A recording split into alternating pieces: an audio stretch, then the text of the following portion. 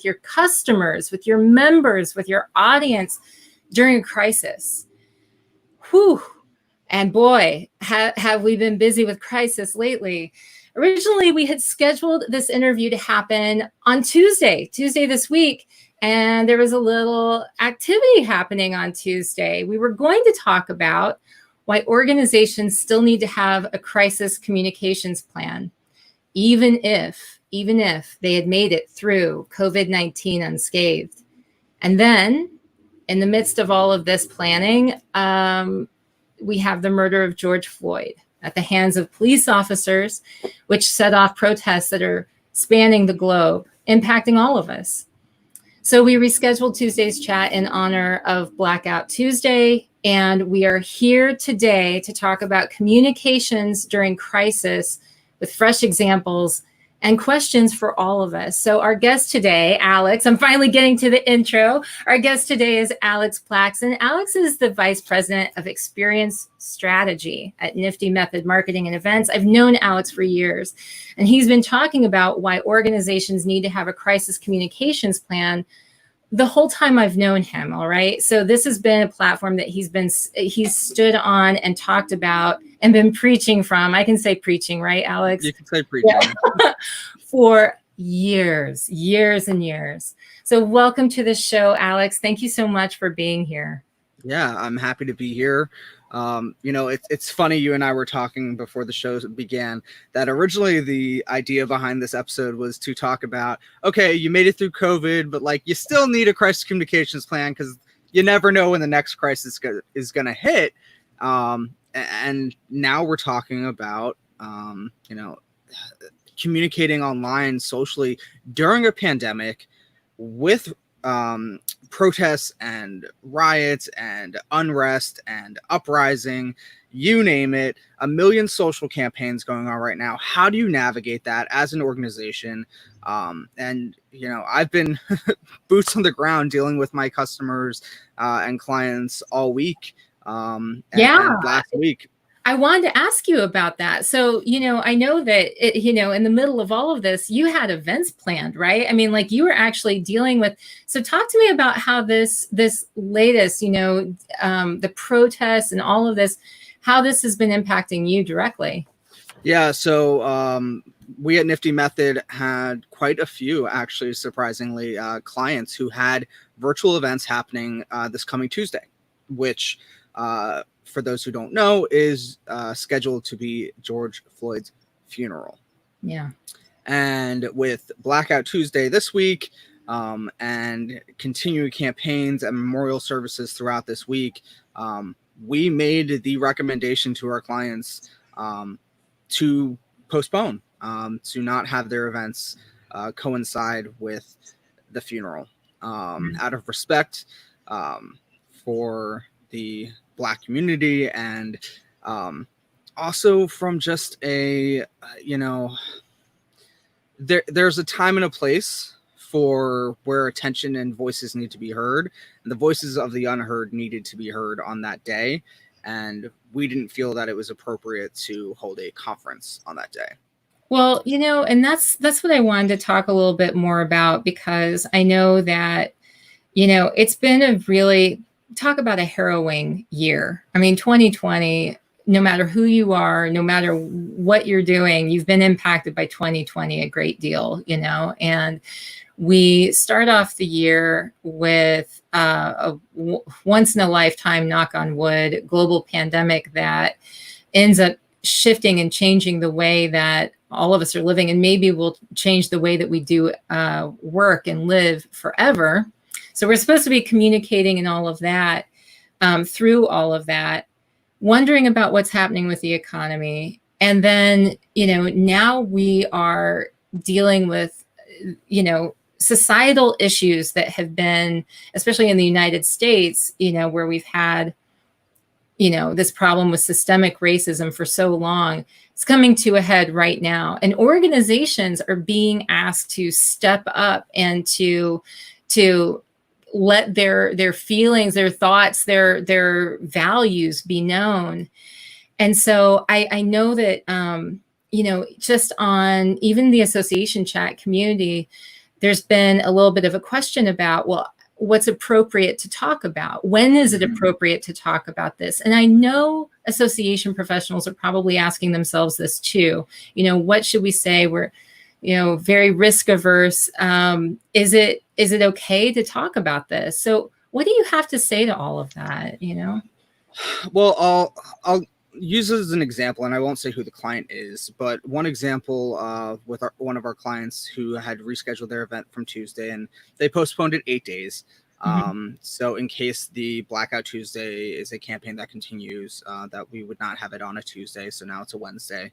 But the CEO said something that was very poignant. He said, I've stopped using the words, the system is broken. And instead, I have started to use the words, the system was designed this way, because it was. And he used that in video messages to attendees to discuss the postponement of the event. He used it in video that was sent to our sponsors and our speakers. And we had a lot of speakers, about 150 speakers for this event. Wow.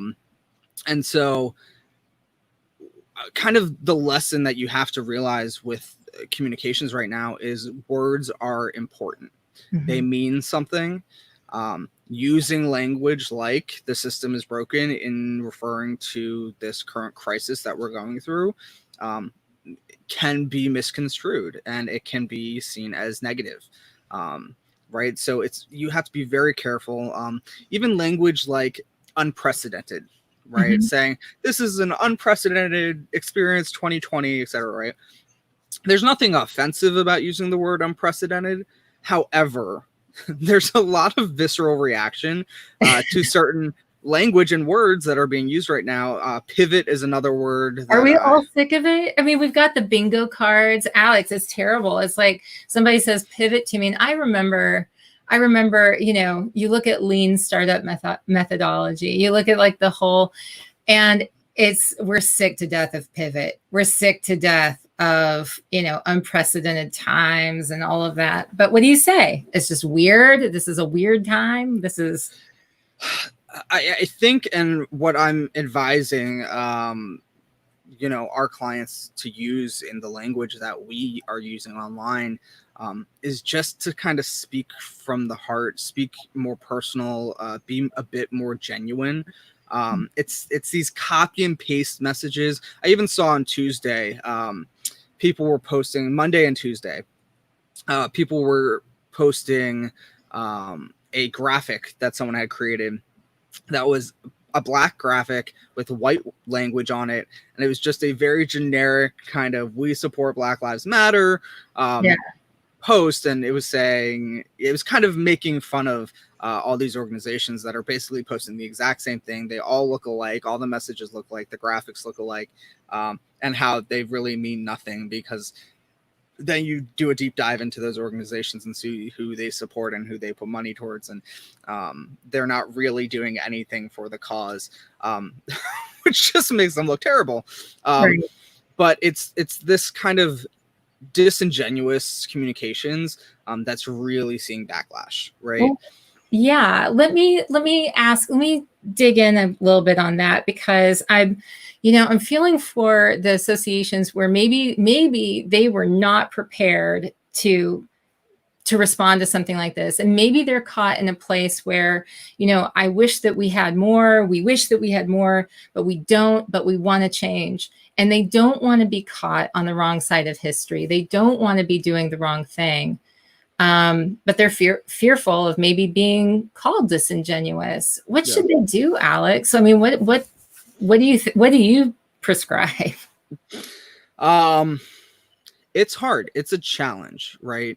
You don't want to be silent, but at the same time, you don't want to put yourself at risk of being called out, right? Yeah. But at the end of the day, you have to weigh the pros and cons of which is going to be better, right? You're going to get called out by an audience either way. That's just the reality of the situation that we are currently in. Even if you put out a video and you're trying to be sentimental and truthful and honest, and your CEO just doesn't come off that way, or or people think they don't come off that way. There will always be people who will judge whether you stayed silent, or whether you said something, or whether you said something that seemed not honest and truthful. There will always be that challenge there, and you just have to weigh the pros and cons of, at the end of the day, do you want to say you did something or you didn't? Right. Well, so let's talk a little bit about, I wanted to talk about what people should be doing when they're looking at their crisis communications plan, because if they don't have something in place, clearly, they emerged from COVID-19 unscathed, maybe, but this is definitely a time when they're having to be very careful about what next steps they take with the way that they communicate about an issue that's impacting the world, and especially the United States right now. So they're like, yeah, okay, I want to subscribe to your newsletter, Alex. I buy what you're selling. Tell me, what should I do to approach a good crisis communications plan? What are those elements that are a piece of it that they need to consider? Well, the first thing is to consider doing one. That's the fight. Right. Yeah. That's the big challenge. Over the last 3 years, the research that I've done, we did some very lengthy surveys and things with organizations. A lot of them have crisis management plans. Very few had crisis communications plans, especially when you're talking about events. Less than 10% of all events had a crisis communications plan in our findings. Amazing. And when I would speak on stage, I would usually ask the audience, and typically they would fall in line with that percentage, which is terrifying, right? It's terrifying. I go to a lot of events. I'm a speaker, so I go to a lot of events, and everyone that that I would be speaking on crisis communications, I would ask them for a copy of their plan and be like, ooh, I'd love to use you as an example. And they'd be like, oh, we don't have one. That's why our staff is going to be sitting in on your session. Yeah. So we can create one. But it's kind of terrifying to think that all the events that I go to, if something were to happen and they needed to communicate to me as an attendee, they have nothing planned, right? Yeah. Now we're in a little bit of a different situation because things aren't face-to-face right now, so we are not necessarily up against the wire for time. You do have a little bit of time to craft your messages, which gives you a little bit of leeway when you don't have a plan. But when we get back to face-to-face, and even when your event is happening live online, if something goes wrong, you need to have a plan. Yeah. COVID and Black Lives Matter, these things are in the moment, but they do buy you a little bit of time, which is typically the challenge with crisis communications this time. Once you've made the decision to make a plan, and I highly advise doing so, because as we've seen, the initial conversation here was to talk about COVID and why you still need a crisis communications plan. Right. And now we're talking about Black Lives Matters and how to navigate that. And if you had created a crisis communications plan when COVID happened, you'd be prepared for this one. Well, truly. I think the thing that, and I'm interrupting my own question, you answering my own question here, but I think the thing that is so, it's a challenge, but it's fascinating, is that there are people who are pushing back and saying, you know what, this association or this group or this whatever is focused on a mission that's separate from this. We should keep all political statements and everything separate. Black Lives Matter should not be something that we're discussing here. You should save that for another place. And this is just a sampling from like a collection of things I've heard from people, many different places. And it seems like, it's such a challenge, but Judy had posted something here a second ago. And so, hi, Judy. Hi, I'm so glad you're watching. If McDonald's can make a statement, it seems to make sense for an association. Pretty sure I'll notice an association not making a statement, right? And that's the thing. Alex, are people more in danger by not making a statement right now? I think they are. I think even if, I hate to say it because I don't want to see it, but even if you are copy and pasting language and just kind of using a generic statement, saying something right now is probably better than saying nothing at all. Yeah. It's just a matter of, when you look at your organization and you think about your membership and you look at the makeup of your membership, who are those people? What side are they on? I can't believe I even have to say what side, because there really shouldn't be two sides to this. But you know, when you look at how you want to be viewed as an organization from your members, it just seems to make sense. Yeah, we have a question here. Can any association that counts itself as as contributing to the fabric of American society so much that deserves not to be taxed in certain areas justifiably say that this doesn't impinge, even in a small way, on their membership and work on behalf of their members? Yeah. Oh yeah, absolutely. Yeah. So yes, I think you're at a higher risk if you say nothing at all. Even if you aren't saying something publicly, if you're sending an email to your membership, things like that, just to let them know what you're supporting.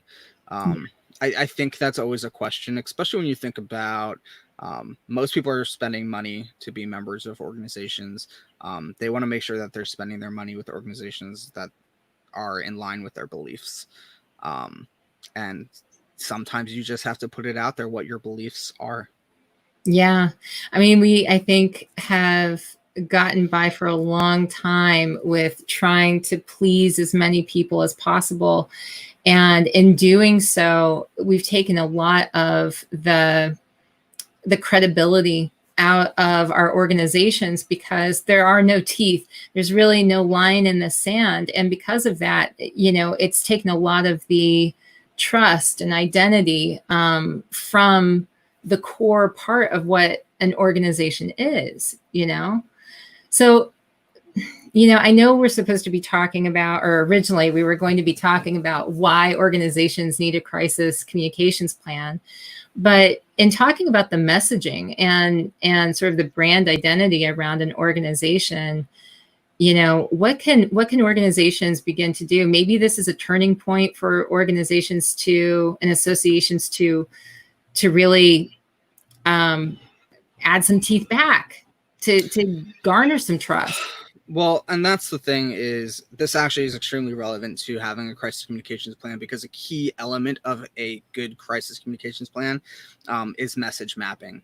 And message mapping is having a core message that you want to get across, supported by key messages that are then supported by proof points. And if your core message is that you want your membership to trust you, to provide them with value, things like that, part of that trust comes with drawing that line in the sand. Yeah. And your core message should never change. It should be relevant to the core goals and objectives of your organization, but those key messages will change with the times, and that's what you need to examine, is what are your key messages right now. If your key messages are, here's a cool article about something in our industry or something we think you should learn, or here's a registration for a webinar coming up, if those are your key messages right now, you just kind of have to look at, is that key message in this moment reflecting your core message? If your core message is, we want our members to trust us and to believe in us, is not talking about what's going on in the world right now, is that genuine? Is that leading to trust? I would say no. So if you have a good crisis communications plan and you have message mapping and you have your staff trained to do message mapping, it's easy to examine your messaging and go, this is not correct right now. This is not working for us right now. It's not getting our core message across. So we need to change our key messages, and with our key messages, we then need to change our proof points that make our members believe our key messages. Yeah. So when you're seeing the way that organizations are communicating right now, and you can use, use what you're seeing right now with Black Lives Matter, but even if you go back to COVID-19, what are some missteps that you've been seeing being made? Where can organizations go wrong? I want to give people an idea about what they need to beware of, some of the traps. Yeah, the copy and paste, that's a big thing. Something I started saying with COVID, because I saw it happen, and I'm seeing it happen now with the Black Lives Matter, is crisis communications is not a Mad Lib. It is not something where you take someone else's message and you just plug in your organization's name. That's not how crisis communications is supposed to work. It's not genuine, and it's a great starting point. If you want to take someone else's message and kind of start there for inspiration, go for it. Right. However, your organization is not their organization, and it should not communicate the same way. You really need to examine what your messaging is, and is that the same, right? Because copying and pasting is not going to work. In fact, with COVID-19, I saw one organization copy and paste, and in one spot they forgot to change the organization name. Right? No, that's terrible. So like, at least there's a risk there also. Oh no, that's terrible. But especially when you look at the industries out there and you look at who's following who, do you really want to be the organization that has the identical message as another organization and have your members see that? No, you do not. No. That copy and paste, that Mad Lib attitude is not going to work. You need to have a personal, customized message for your organization. That's a big thing right now. Also, timing is big. So we saw this with COVID-19, 3 weeks, 4 weeks out of the onset of everything closing and things getting canceled and postponed. That's when you saw some of these organizations going, oh, maybe we should put something out. And at that point, it was too little, too late. Yeah. People had been wanting answers and asking questions for weeks. So that timeliness is a mistake that people are having. Like, if you're thinking of making a statement right now about Black Lives Matter, make it right now. Do not wait 3 weeks from now and then go, by the way, we support Black Lives Matter. Right. People will go back and look and see. You haven't said anything for 4 weeks, and there've been protests and riots, and now you're deciding to say something when things have quieted down, assuming that they're going to quiet down in 4 weeks. We don't know. If you're gonna make a statement now and carry that through. Have you, and this is kind of a personal question, I guess, but after, and like I said before, I've known you for years, Alex, and you've been talking about crisis communications as long as I've known you. And so have you seen an uptick in people asking for advice on crisis communications? Have you seen more organizations reaching out saying, yeah, you know what, I do actually need some help with this? Yes and no. Yes, since COVID-19, we've had an uptick in organizations reaching out, asking questions. I've been speaking a lot more on this, but actually in the last couple of weeks, I have not spoken on this at all. It's gone completely quiet. I hate to say it, but this industry sometimes thinks, oh, this is really important right now. And then a few weeks later, it's like, cool, well, we talked about it, we're done. Yeah. And the reality of crisis communications is there will always be the next crisis. Yeah. I'm scared to post anything about it, because we posted about this and it was like, okay, you still need a crisis communications plan, even though COVID-19, you may have passed through it. Okay. And it's like, and then we had another crisis to deal with. I don't want any more. Oh. Here's what I noticed when I've been doing this for years is that most of the organizations who came to us asking for help organizations already going through a crisis. So right now, the ones we're dealing with are our own clients who are postponing their events. So there's a lot that goes into postponing the events. One, we're navigating the language and marketing around Black Lives Matter, but also we need to market that the date has been changed. We need to get that message out there. We have an important message about our event to make our event successful that we need to get out there. So paid ads on social. We don't want to see sponsored ads on Tuesday during George Floyd's funeral. Yes. That's not something we want to see. Yeah. How do we get that message out there? How do we utilize the 150 speakers to get that messaging out there about the new date? Right now, we have our graphics team who has created 150 I'm speaking at this event graphics that are going to out to our speakers today. And on there is a call out about the new date. And we've provided them messaging to post in their posts about the new date. Right. Yeah. So we're using our speakers to help us market that as well. So there are tactics and strategies that you can use that can be part of your crisis communications plan if you have a crisis communications plan, or you have someone who's trained to do it. A couple of these clients did not even have one, and we're now in talks about creating one.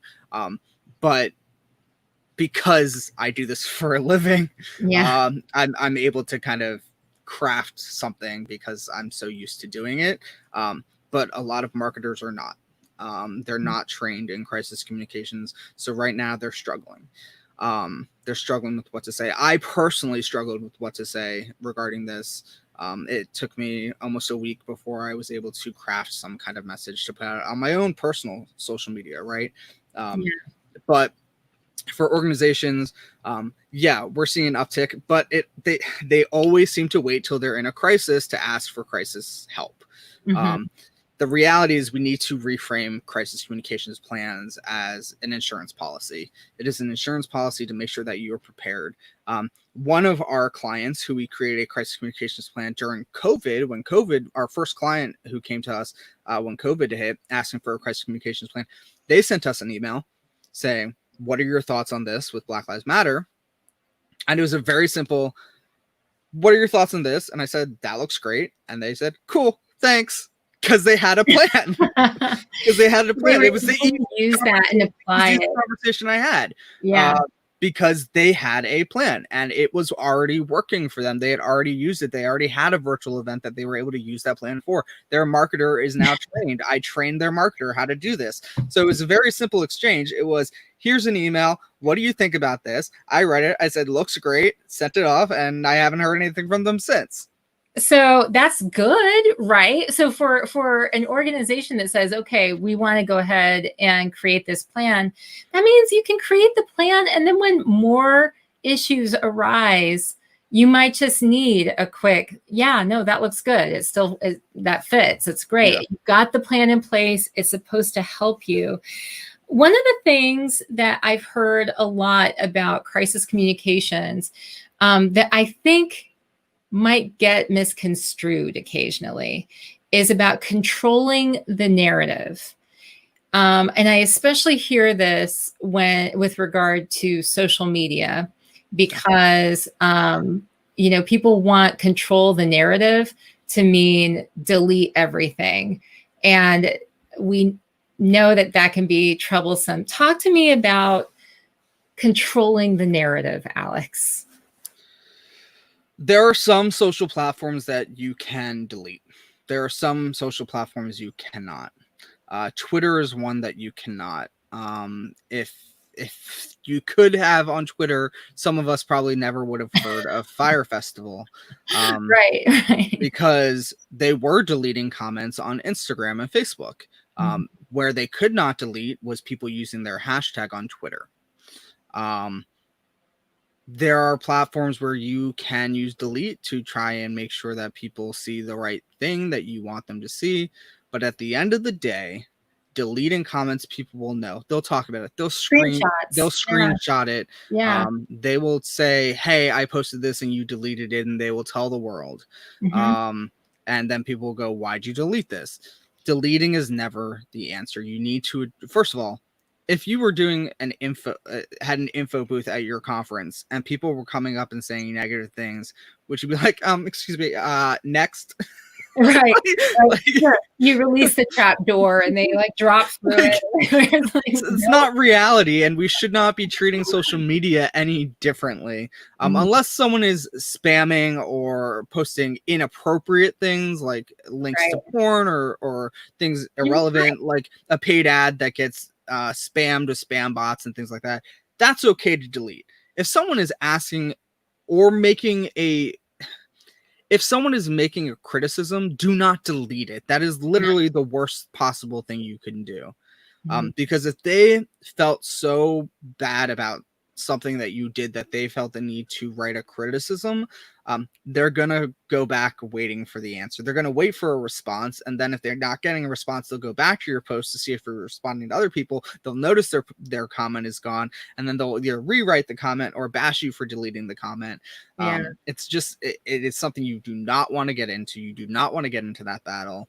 Internet trolls are relentless. And they will keep coming at you. Don't delete. Do not delete. Do not delete. The only way to really control the message is by putting your message out there. And being in control of the narrative by sharing your point of view, your thoughts, the way that you're operating, being transparent, de-escalating the situation. If someone writes a criticism or has a negative complaint, reach out to them personally, ask them for a direct message so that you can have a conversation. Pick up the phone and call them. If they're one of your members and they're in your database, call them.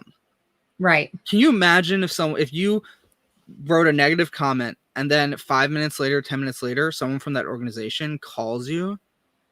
You'd be shocked. Yeah. I have to say that I think that I would be impressed. I mean, I would maybe a little scared, but I would be impressed because it was being addressed. People were paying attention and they were listening.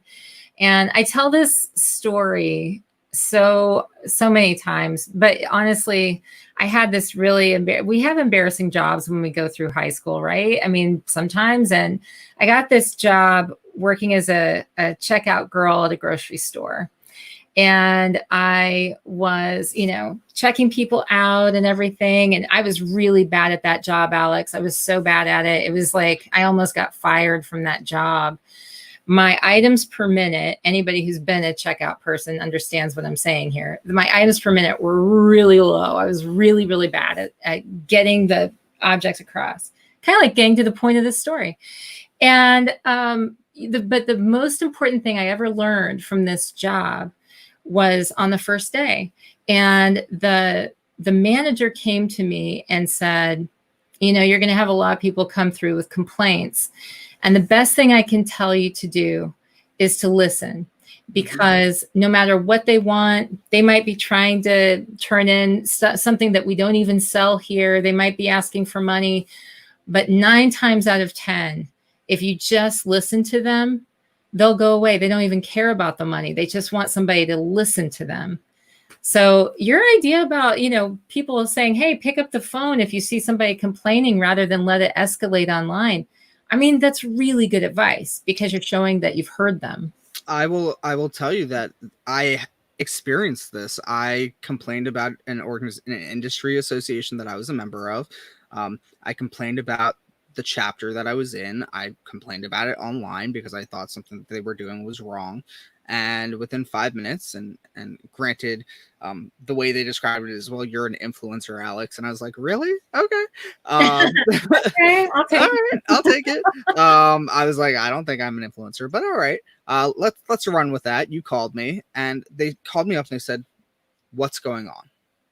Right. And they just listened while I vented, and I told my story. They said, okay, what I'm hearing is this. All right, how can we fix this? What would you like to see happen? Blah, blah, blah. They then called the president of the chapter. The president of the chapter called me up, said, how can we fix this? Here's what we can do for you, etc. The one mistake I would say that they made is they asked me to take the post down. Mm-hmm. If I am going to take the post down, I'm going to do it because I want to, not because someone asked me to. Right.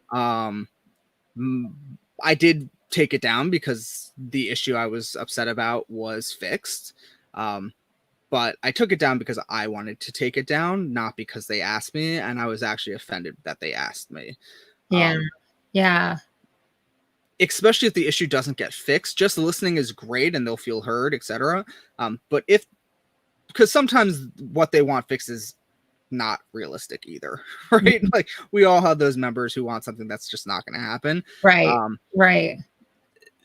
They're still going to want that message out there because nothing's changed, but they may take it down just because they feel appreciated that they were heard. Right. Yeah. With Twitter, Facebook, things like that, if someone makes a post and they tag you, that's probably the best option, is to reach out to them privately and have a conversation with them and listen. That's the best way to control that messaging. And that's the same recommendation that we make when rumors are spread about our organization too, right? It doesn't just have to be a complaint or something like that. Crisis of rumors or crisis due to rumors is a big category of crisis as well, and that's the same recommendation that we make. Well, I do think. Oh, sorry. I do think that this is such a timely conversation that we're having, because I can foresee there being issues down the road as people try to make change, as organizations try to make change and institute new policies or institute new programs. Inevitably, you're going to ruffle some feathers that are out there. Maybe those feathers need to be ruffled, but nonetheless, you're still going to have a communications issue on your hand where you have to address it, and you have to handle probably more people than normal who are, have some point of contention with your organization. And so, it really is important for organizations to think about and be prepared with, how do we handle this stuff when it happens, And it's part of it's having the crisis communications plan, for sure. But it's asking yourself the question. I find it interesting, Alex, that so many people don't even know where to start when issues arise. I mean, it's like they haven't even asked the question, what happens if a board member contacts me and is irate and says that they're going to start their own association? Well, guess what? That happens. I think I've worked for 2 associations where that's happened. So like, that happens. How do you address it is a question you need to ask. You need to go through those exercises. So one of the first things that we do with our clients when we create a crisis communications plan is we do a complete vulnerability audit with their entire leadership team. Oh, wow. Yeah. So we spend about 2 to 3 hours with the team. We've done this virtually. We've done this face-to-face, where we sit down with the team and we have leadership, at least one representative from every department. We usually have the CEO, the CFO, any legal representation, etc. We have someone who will have different point of view, because the last thing you want to do is have just 2 or 3 people who may not encompass what they view as a crisis is not something that everyone else views as a crisis. Right. And we sat down with them and we literally there's 10 categories of crisis that we go through. And we literally start with every category, because sitting in a room and going, let's brainstorm everything that can go wrong. Just completely open-ended. You'll never get anywhere. 2020. I mean, right. But you'll never get there. You just won't. Pirates could go wrong. Yes. But that's why we break it down into 10 different categories. But we sit there and we go through every single category and we say, okay, what is every single thing that can grow, big or small, right, in this category? And sometimes we get kind of repeats or things that could be combined into one subject or response matrix. But we go through this exercise because if we don't, we have nothing to base our crisis communications plan on. Yeah. And the reason that, again, you can't just mad lib a crisis communications plan is because people ask me all the time. They go, can you just send me a template for a crisis communications plan? And it goes, No. no, your organization, your events are completely different than this other organization and their events. So no, absolutely not. That's so crazy. The way I kind of describe it as a metaphor is the vulnerability audit is the foundation of your house, right? It's the foundation of your plan. Your plan is actually building your house. And then knowing your plan and having your staff trained how to execute is having the keys to the house, right? You can't get in without the keys. That's kind of how I describe it. And you can't miss at either one of those steps. You have to do each of those steps. You have to do a vulnerability audit. You have to know what your risks are. And we then, take all that brainstorm and we put them through a risk assessment matrix to find out what are the big risks, what are the small risks. Because the small risks, we can usually lump the responses into one kind of response. Mm-hmm. And then the bigger ones, or the ones that are more likely to happen, we will create individual plans for, depending on the organization. But you cannot build a crisis communications plan if you don't have a foundation to build it on. Yeah. And so you really have to go through that step. And I'll tell you that the client who reached out to us with that email and was like, does this look good? I went back and looked. In their vulnerability audit, one of the things that we put on there was protests. Wow. So they were prepared. They had to feel good about that, though, to be able to go back and say, oh, we know what to do. We're prepared for this. This is what we're going to do. And all we need is a quick check to make sure that a temperature check to make sure that we're on the right track. Yeah. And it was the easiest conversation I've had. And it's because we did the vulnerability audit and we were prepared for this. They were able to go into their plan, look for protests, and see what the response matrix was for that. And They went through the steps and they did it and they navigated it very, very easily.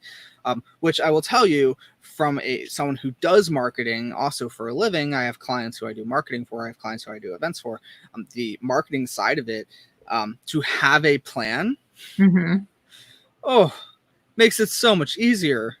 So much easier. The stress is just not even there at all, which is really nice. That's so good. I put across, just because you mentioned your marketing, please follow Alex, everyone. Please follow Alex on Twitter and make sure that you pay attention, because he's always, always sharing helpful information that you're going to benefit from. So people need to have the plan. More people are reaching out to you. Maybe in a few years, when you give the statistics on how many organizations are actually prepared with a crisis communications plan, they're going to say, you're going to be able to say 25%, maybe. At least, I hope. One would hope. Only, if a global pandemic and, fighting racial injustice, not just within the United States, but with protests going global, if that doesn't do it, what's going to do it? I'll tell you that right now, we did not see as many organizations reach out to us when COVID hit. And we understand that a lot of them were pressed for money. There were problems there. I really hope when things open back up and things get back to some kind of normalcy and people are using their budget and their budgets aren't frozen anymore and people aren't laid off. I really hope that phone is ringing, because people need these crisis communications plans more than they know. I don't think anyone expected a global pandemic and a global racial uprising type thing to happen in the span of a few months.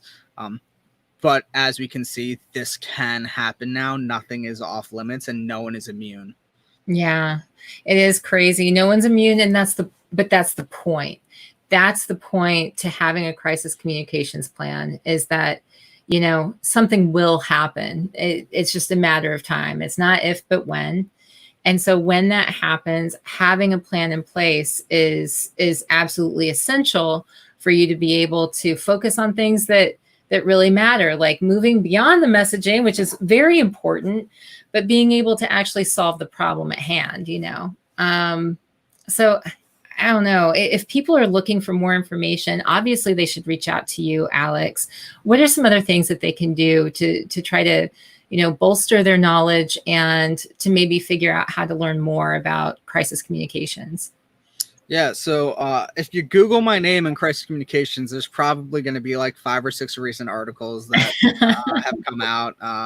When COVID hit, I was being published a lot, and people were asking for all different sorts of tips and tricks and things like that.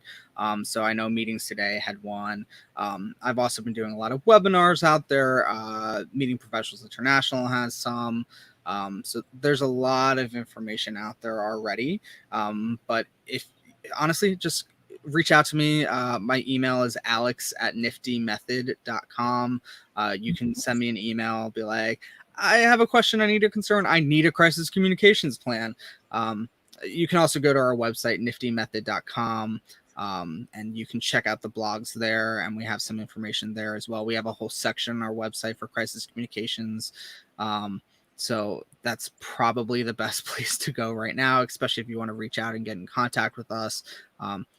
Schedule a 15-minute call. Let's talk about it. Let's figure out what you need, and let's get you what you need, whether that's a crisis communications plan, whether that's training your staff.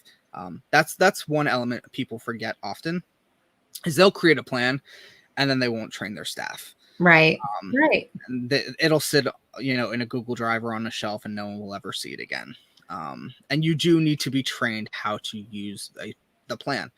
There is a process, and people forget to do it. Yeah.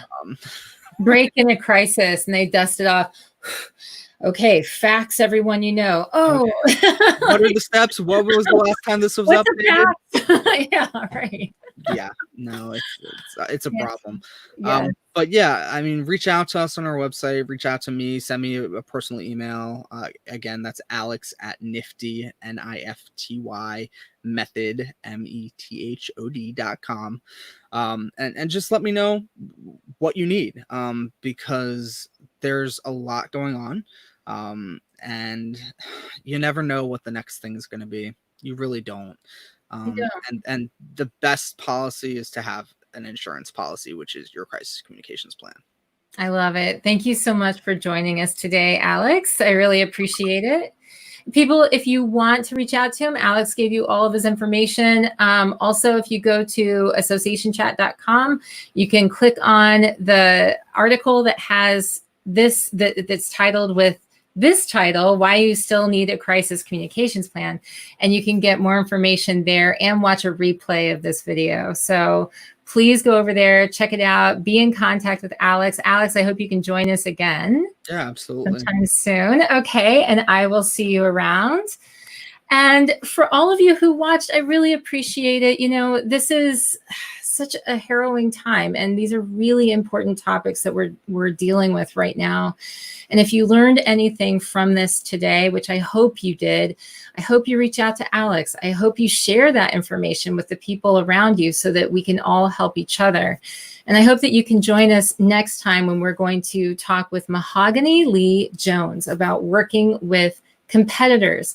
Can we go from being competitors into compatriots? What happens when we begin to collaborate with the people that we compete the most with? And Mahogany is going to share with us why this is exactly the time when we need to be doing something like that. So until next time, everyone, I hope you keep asking questions to learn every day. As Joseph Campbell once said, the cave you fear to enter holds the treasure you seek. Have a great week, everyone else. Everyone, have a great week, everyone.